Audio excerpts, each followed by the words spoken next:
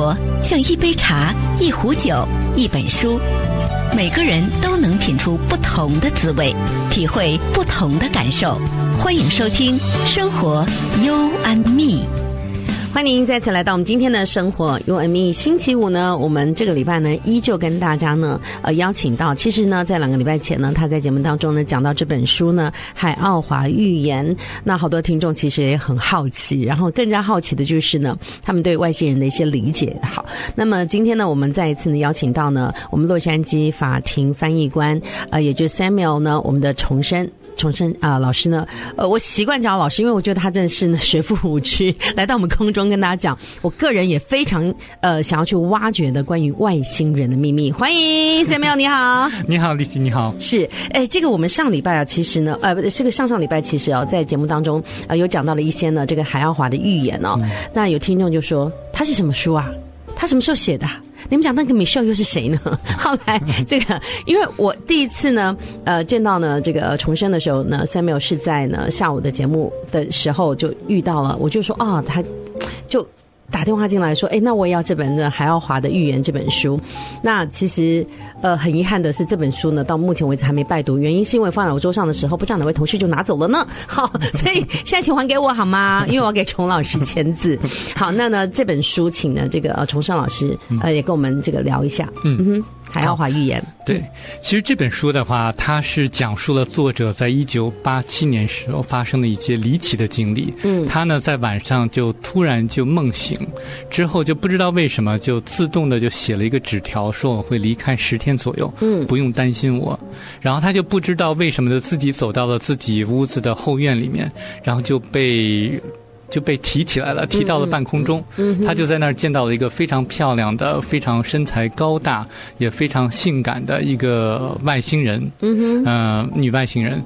然后他就被带到了一个平行宇宙里面，讲述了一些这个平行宇宙百慕大三角的一些事情。之后就带到了他们的飞船上去，开始了他的星际之旅。在到达海奥华星球之前，他们曾经拜访了另外一个星球。那个星球实际上跟地球现在的有一些古老的古文明文化有一定的渊源，叫做 Arimo X3 星球。那在那里呢，他看到了这个核毁灭的这个后果。然后呢之后就讲解了说一些在他星球上发生的事情，之后就到达了海奥华星球。那这个星球呢在我们眼里看来是一个天堂，因为非常的漂亮。在他抵达这个星球之前，他看到了这个星球好像被金色的雾蒙就是在包裹着，就好像金色的星球似的。然后到了那个星球呢，一切都非常的绚丽多宾，就是这个颜色呢非常的鲜艳，以至于他必须要戴上一个眼镜，这样子就能够把一些强光或者非常绚丽的色彩能够过滤掉50%、70%这样子。在他的路途之中，然后在到达这个他那星球之后呢，他不光被告知了很多关于地球上的未解之谜的原因，也讲述了人生的意义，到底有没有因果，有没有轮回，然后一些宗教究竟是怎么回事，人鬼是不是殊途，对对对，还有包括鬼，我们看到的鬼是什么样子，是究竟是怎么回事，以及我们现在所面临的一些问题，比如说像一些战争呀、政客呀，然后金钱呀，然后我们地球上的这个危害，最大的危害的来源是什么？那他又讲说，最大的危害的来源，第一个是金钱，第二个是政客，第三个是毒品和记者，第四个是宗教，对，记者。我们要不要存呢？我们要不要活呢？记者，对对，然后第四个是宗教。所以其实以前有一句古话说得好啊，就是呢，一支笔可以撼动全世界，对不对？对对对，呀，就是这个道理。对，这支笔你底下可以写好的，也可以写不好的，对，然后真的会撼动全世界，对，是不是？你看，如果所有的记者被洗脑了，你想想整个世界会是一个什么样子？混乱的啊，对啊。所以你看啊，在新冠疫情呢流行大期间哦，很多人都不相信美国的报道，都觉得。然后有些人也不相信外国的报道，然后有些人很相信的就很相信，信者恒信，不信者恒不信，对，就很分裂。对对对对，你不觉得就是一个分裂的世界吗？对 对，然后你说到金钱也是，因为我刚刚还跟 Samuel 在聊，就是呢，我一路上也听到呢，就是因为我本人其实对于灵性的探讨，灵性的那种呢修行，我还蛮感兴趣的。那我就觉得这个探讨的这一部分，其实是可以让你有很多的一些想法。当然各门各派不同，这就是一种对我来讲就是一种乱象。对，因为你知道你要去相信什么，那这也不就是你的一个公众的一个媒体的力量嘛，对不对？现在自媒体也是很多，对，那你要怎么去相信？有那种，比方说呢，我刚才问的 Samuel 说，这个星球里面有没有提到那个弥撒亚？他们说现在很多的世界乱象，其实是弥撒亚所为。那他为什么要这么做呢？好，这是那个门派的说法啊，他呢就是呢要毁掉他自己曾经，不要让大家找到我，因为他就是一股力量嘛。可是他一定要的呢，就像细菌要找到宿主一样，他要找到宿主，他才能够，他是个灵，可是他找到宿主，他就是一个很好的要统治世界的，对，那什么都在他的那个控制底下。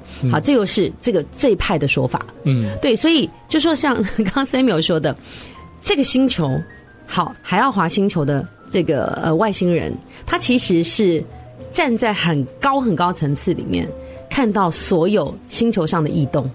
可以这样解释吧？可以这么解释，因为它是引导了地球的很多的历史的事件，就包括像圣经里面所写的两个城市被毁灭掉，Sodom 和 Gomorrah 这两个城市被毁灭掉，也是他们所为。为什么？因为那两个城市的人真的太邪恶了，没有找到一个正直的人。对，因为那个他的邪恶并不光是什么基奸之类的所向圣经所写，不光是那样子，那只是其中的一点。最主要的就是那两个城市的人，他们惩罚了那些有同情心、善良的、帮助他人的那些市民。就他们等于是把那些人判刑，然后去用这个严刑酷法，然后去折磨致死。那本来一个女孩子，她去给了一个乞丐一些吃的或者一点水喝，结果那个女孩子被杀死了。对，被打死了。所以就是因为这种邪恶，造成了说那两个城市的毁灭。对，就无可救药了。无可救药，因为就好像这个身体上有一个癌细胞或者一个癌肿瘤，会蔓延的。对，会蔓延的，所以必须要把它切除掉。等于是呢，把它整个呢夷为平地，化整为零。对，就我们再重新开始。对。OK， 好，所以就是置之死地而后生。对，哎呀，老祖宗你们讲话真是有的，真是有道理。所以我们就讲到说这样子的一个事件哦，那他的预言是预言已经发生的事情，然后慢慢就是让这个作者来印证。还说他其实预言到现在，但作者已经不在人世间了。那么这本书当中的后面的预言是不是还是持续着呢？其实这本书它的名字虽然是海奥华预言，其实我觉得更好的名字就是海奥华，来自海奥华的警告。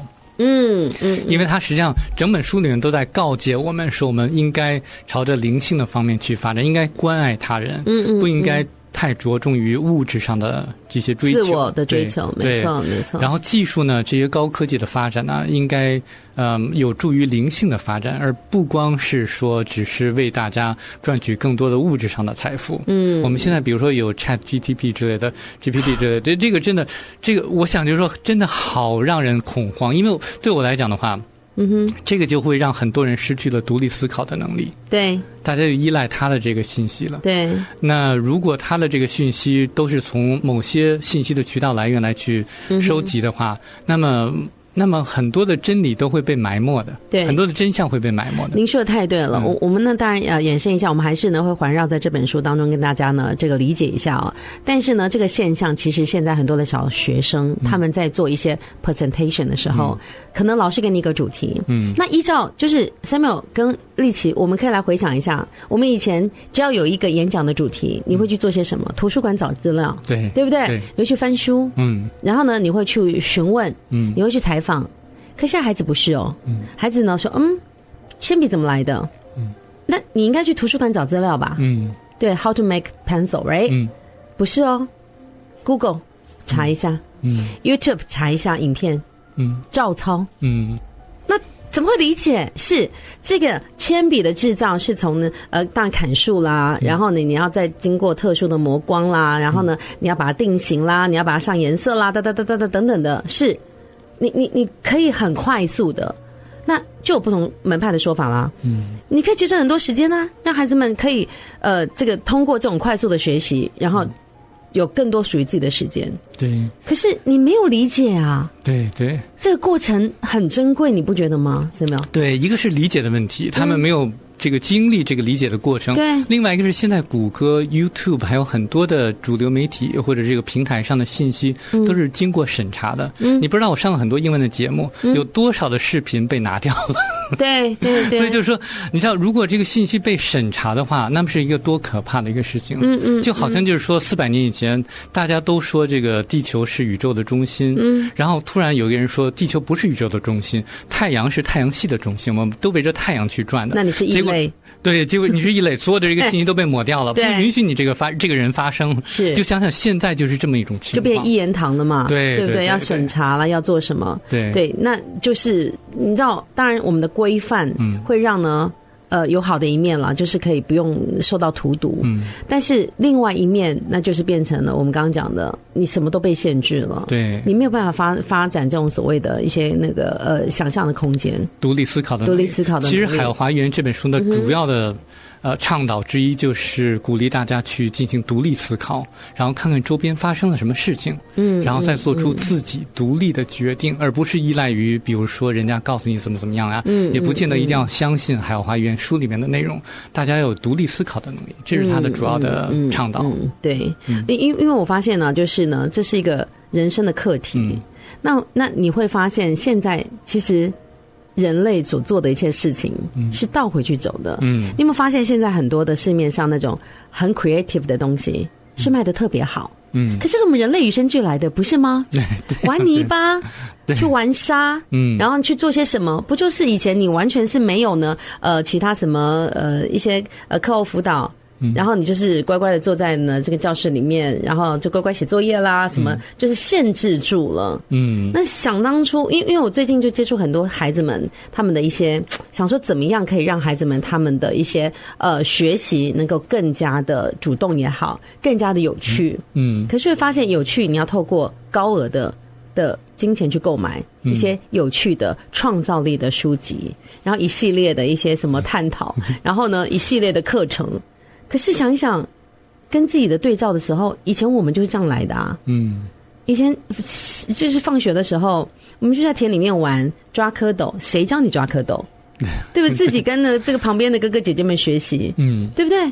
这不就是一种技能吗？对，我觉得你提的这个抓蝌蚪是一个非常好的例子，就是尽量跟大自然接触，我觉得对于孩子的成长会很有帮助的。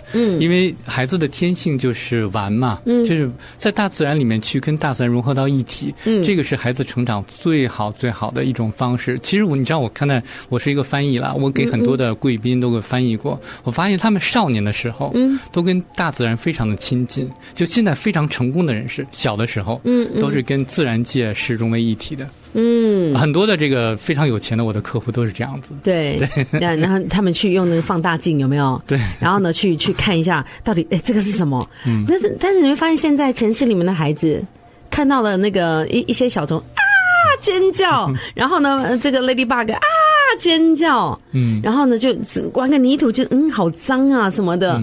以前我们都在泥巴里面滚的，多好玩啊！对，是不是？对，所以你知道，像这种课程，现在你要去一些比较报不上的，就只是玩的那种夏令营啊。对，我们那题外话，就玩的夏令营，现在完全都已经额满了，你报不到了。价钱很贵，可是家长很愿意把孩子送过去，为什么？因为让他们去体验野外的生活。对，所以。我就觉得说，这是我们平常可以做到的，可是我们却要借助外力，借助现在所有的专家去 create 一个这样子的一个夏令营也好，这样子的一个生活营也好，这样的一个体验营也好。对，你不觉得这就是一个本末倒置的一个生活方式吗？对啊，是不是？对。但我想如果听众朋友们知道了我的这些客户的少年时的经历的话，希望可能也会有兴趣说鼓励孩子去探索大自然。因为毕竟他们现在都是非常成功的人士。包括像一些可能都签了保密协议了，非常有名的人，非常成功的人士。是。对，所以你在帮他们做一些这个文件上的翻译。对，了解了。口译也是。口译也是哈。好，那这个 Samuel， 我们呢下阶段呢还是要继续回到我们的这个星球。这个海奥华这个他是怎么样领导我们的地球，他希望我们怎么走，而且在这一次的这个就是他的就是作者米歇尔他的奇幻旅程当中，他又看到了什么？因为你刚刚有提到说，他们要在到达海奥华之前，他们来到了其中的一个星球，对，然后你们看到了核爆炸之后的一些惨景，对，那这个星球是在反映地球呢，还是反映说什么？说这个星球也是经历过跟地球一样很类似的一个战争，是比我们地球更先进的人吗？我们休息一会再回来。好。